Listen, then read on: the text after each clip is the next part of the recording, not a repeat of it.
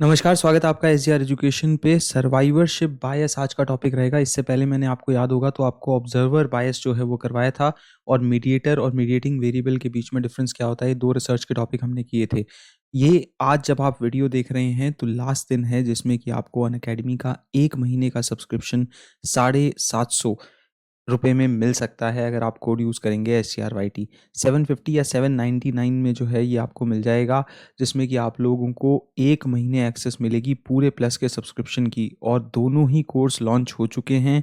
इसके लिंक आपको मिल जाएंगे टेलीग्राम ग्रुप में हमारे, जो कि 1 जून से शुरू हो रहे हैं। और पेपर 1 के अंदर 24 क्लासें हैं 1 से 24 तक, और पेपर 2 के अंदर 22 क्लासें हैं 1 से 22 तक। और इसमें हम करेंगे 2020 से लेके 2023 के सभी PYQs। तो मोस्ट इंपॉर्टेंट कोर्स है ये पेपर से पहले, इसमें ज़रूर एनरोल करना। और अगर आपको बाकी के कोर्सेज करने हैं, अगर आपने रिसेंटली सब्सक्रिप्शन लिया है तो आप जाइए हमारे टेलीग्राम ग्रुप में, और उसके पिन कमेंट में वहाँ पे आपको एक ग्रुप मिलेगा एग्ज़ाम रिसोर्सेज नाम का, जिसमें हमने सारे PDF बना के दे रखे हैं ये, जिसमें कि सभी यूनिट्स की जानकारी है कि कौन सी यूनिट कब कराई गई, और उसके बाद उसके लिंक भी दे रखे हैं, डिटेल्स भी दे रखे हैं, ताकि आपको अनअकैडमी पे प्लस कोर्सेज जो है वो ढूंढने में दिक्कत ना हो। और ईजिली आपको जो करना है पेपर से पहले, जैसे टीचिंग करना है या कम्युनिकेशन करना है, लॉजिकल रीजनिंग करना है, वो आप अच्छे से कर पाएँ। तो देखिए क्या होता है सर्वाइवर बायस, ये तब आता है जब रिसर्चर ना फोकस करता है इंडिविजुअल्स पे, ग्रुप पे और केसेस पे that passed some sort of selection process, जहाँ पे एक सिलेक्शन बायस हो। तो जैसे सर्वाइवरशिप बायस को ना एक सिलेक्शन बायस भी कहा जाता है, क्योंकि ये तब आता है जब डेटा सेट जो है वो सिर्फ कंसिडर करता है या तो जो बचे हुए लोग हैं एग्जिस्टिंग या सर्वाइविंग ऑब्जर्वेशंस को ही, और वो उन कंसिडरेशन जो है उन चीज़ों को कंसिडर नहीं कर पाता ऑब्जर्वेशन में that have cease to exist before. तो उससे पहले अगर कोई चीज़ हुई होगी तो वो उसको नहीं एग्जिस्ट करेगा। जैसे एक एग्जांपल से समझाता हूँ सबसे पहले, कि मान लो एक हॉस्पिटल ना रिसर्च कंडक्ट कर रहा है ऐसे ट्रॉमा पेशेंट्स पे जिन्हें एडमिट किया गया to ER, seeking to find out कि कौन से प्रोसीजर्स जो है वो सबसे बेहतर होते हैं। लेकिन यहाँ पे क्या होगा कि रिसर्चर अपनी स्टडीज़ तो तभी जो है वो कर पाएंगे ना जब पेशेंट जो है स्टेबल इनफ हो उन्हें कंसेंट देने के लिए। तो ये जो ट्रायल है ये उन सब लोगों को वहाँ से हटा देगा जिन्होंने सर्वाइव नहीं किया अपनी इंजरीज़ को। और इसीलिए यहाँ पे सर्वाइवरशिप बायस आ जाएगा कि भाई जो लोगों को हॉस्पिटल लाया गया, ट्रॉमा सेंटर लाया गया, तो वहाँ से ये देखा जाएगा ना कि जो बचा उसी पे रिसर्च हो पाएगी, वही लोग कंसेंट दे पाएंगे, वही लोग इनपुट दे पाएंगे। तो उन लोगों पे तो रिसर्च हो ही नहीं पाएगी जो बचे ही नहीं। तो ये सर्वाइवरशिप बायस जो है कहीं ना कहीं रिसर्च बायसेस में ये सिलेक्शन का बायस हो जाता है, क्योंकि सर्वाइवरशिप बायस जो है वो रिसर्चर्स को अक्सर लीड करता है कि वो इनकरेक्ट कंक्लूजन, मतलब गलत जो है वो नतीजों पे पहुंच जाते हैं टू ओनली स्टडिंग, कि वो ऐसा ही सबसेट पॉपुलेशन का स्टडी कर पाते हैं जो कि सिलेक्शन बायस की प्रॉब्लम से कहीं ना कहीं जो है वो इफेक्टेड है। जैसे कि जब आप इन्वेस्टिगेट करते हो प्रॉफिटेबिलिटी, कि भाई टेक इंडस्ट्री में प्रॉफिटेबिलिटी कैसी है, अगर कोई ऐसी रिसर्च करना चाहे तो उसे सिर्फ वही स्टडीज़ जो है कंडक्ट करनी होगी जो बैंकरप्ट हुए हैं, रादर देन कि वो फोकस करे कि जो करंटली मार्केट में चल रहा है। तो वो प्रॉफिटेबिलिटी बता पाएगा कि भाई टेक मार्केट में प्रॉफिटेबिलिटी है या नहीं। तो ऐसे ही जब हम एक अपने सैंपल के सिर्फ सबसेट पे ही फोकस कर पाते हैं ना, तो हम कहीं ना कहीं एक सिलेक्शन बायस के मोड में आ जाते हैं, और वही सिलेक्शन प्रोसेस में जो हमारा बायस होता है वो इनकरेक्ट कंक्लूजन की तरफ हमें लेके जाता है। तो सर्वाइविंग ऑब्जर्वेशन जो है वो सर्वाइव कर रही है एग्जैक्टली क्योंकि वो ज़्यादा रेजिलियंट है, वरना वो सर्वाइव ही ना करती। और बाकी की जो है वो that cease to exist as a result, कि वो सेम कंडीशंस के रिजल्ट के कारण जो है वो एग्जिस्ट करती थी और अब नहीं कर रही हैं। तो इस कारण ये बायस जो है वो पैदा होता है। अब आप ये सोचोगे कि यार ये बायस मैटर क्यों करता है रिसर्च में इतना। तो देखो, जब एक स्टडी इफेक्ट होती है ना सर्वाइवरशिप बायस से, तो हमारा अटेंशन ना सिर्फ और सिर्फ एक डेटा के एक ही हिस्से पे जाता है, जिसमें आपको पिछले एग्जाम्पल में कहूँ तो ट्रॉमा सेंटर के उन्हीं पेशेंट्स पे जाता है जो सर्वाइव कर गए, जो बचे हुए थे।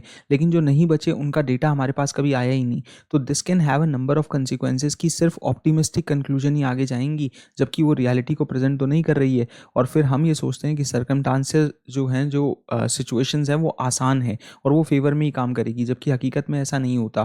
तो जैसे आप सक्सेसफुल एंटरप्रेन्योर्स को या स्टार्टअप्स को देखते हो कि कहीं ना कहीं उन्हें स्टडी किया जाता है, लेकिन एट द सेम टाइम जो फेल हुए उनको बिल्कुल नहीं किया जाता। तो अगर 100 सक्सेसफुल जो है वो स्टार्टअप्स हैं, तो उसके पीछे लाखों स्टार्टअप्स ऐसे भी होंगे जो शायद सक्सेसफुल नहीं होंगे।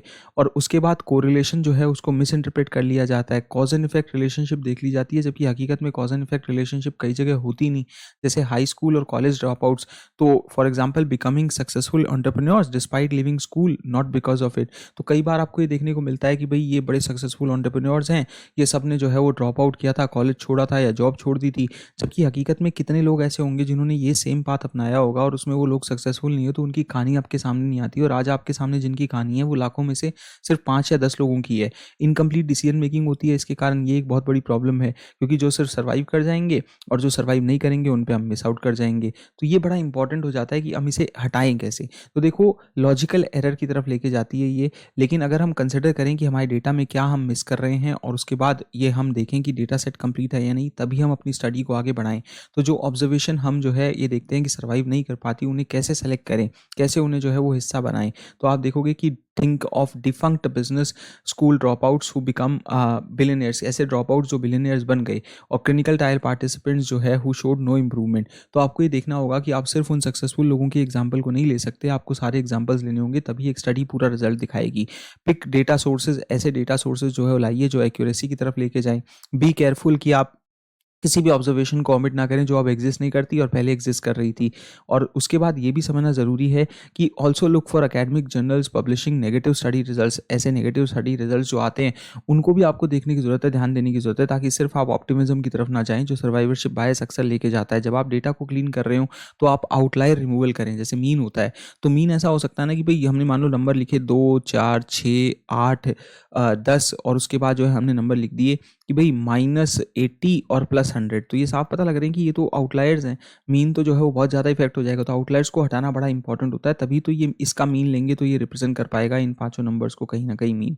तो यहाँ रिप्रेजेंट जो है वो कुछ और ही कर देते हैं आउटलायर्स। तो यही रहेगा कि सर्वाइवरशिप बायस के बारे में अवेयर रहना, और उसके बाद उसको ओपन एंड ट्रांसपेरेंट रखना प्रोसेस को, अपनी अजम्पशंस को। यही स्ट्रैटेजी है कि उसको जो है प्रिवेंट कर सकते हैं, इससे बचा सकते हैं किसी स्टडी को। उम्मीद करता हूँ टॉपिक बहुत अच्छे समझ में आएगा। कल का वीडियो जो है वो आपको मिल जाएगा जो हॉथरॉन इफेक्ट के ऊपर है, और चैनल को सब्सक्राइब करिए ताकि हम ऐसा ही मीनिंगफुल कंटेंट जो है, आज 30 दिन में हमने 30 वीडियोस अपलोड किए हैं, कि भाई हम ये ना माने कि हम यूट्यूब चैनल पे नहीं पढ़ा रहे हैं। यूट्यूब चैनल पे पढ़ाना और एक से एक टॉपिक करवाना 2023 के, वही हमारा जो है वो टारगेट है, और पेपर तक उम्मीद करते हैं कि यही जारी रहेगा। शुक्रिया।